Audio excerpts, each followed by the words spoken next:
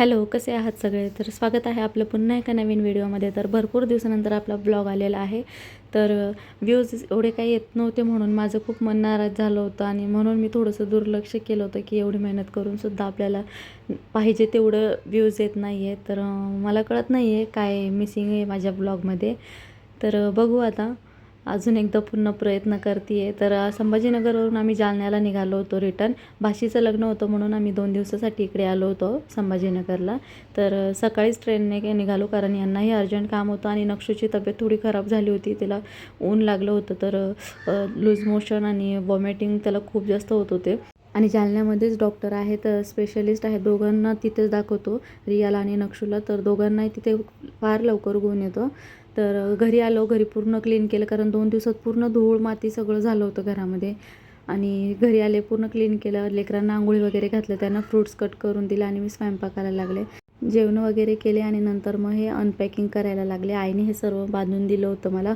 उन्हाळी वाळवणी त्यांनी सगळी बनवली होती. नंतर ते डब्यात भरायला गेले तर माझे डबे खूप छोटे छोटे, डब्यांचा काही एवढा स्टॉक नाही आहे माझ्याकडे जास्त, म्हणून मी असेच कॅरी बॅगमध्ये पॅक करून ते टबमध्ये ठेवले. आणि असं जास्त एक्स्ट्राचं जे सामान आणलेलं असतं त्यासाठी मी हे 2 टब घेतलेले. आणि आईने सोबत डब्बासुद्धा दिला होता.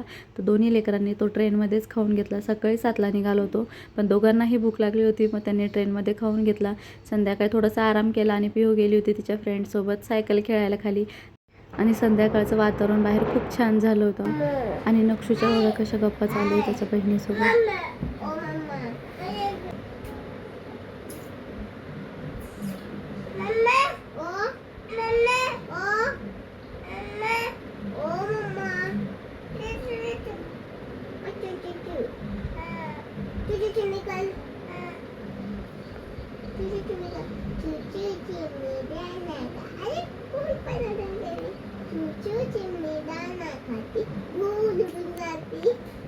हे घरी आले आणि ते फ्रेशच होत होते तर पिहूने त्यांना पूर्ण ओलं केलं. आजच मला हे पार्सल रिसीव झालं आहे.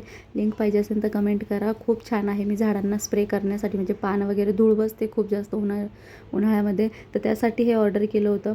संध्याकाळचा स्पेशल मेन्यू होता रगडावाली पाणीपुरी आणि आलूचे पराठे बनवले होते कारण पिहू जास्त पाणीपुरी खात नाही. ती 2-3च खाल्ल्या तिने आणि मग पराठे व्यवस्थित पोटभर जेवली.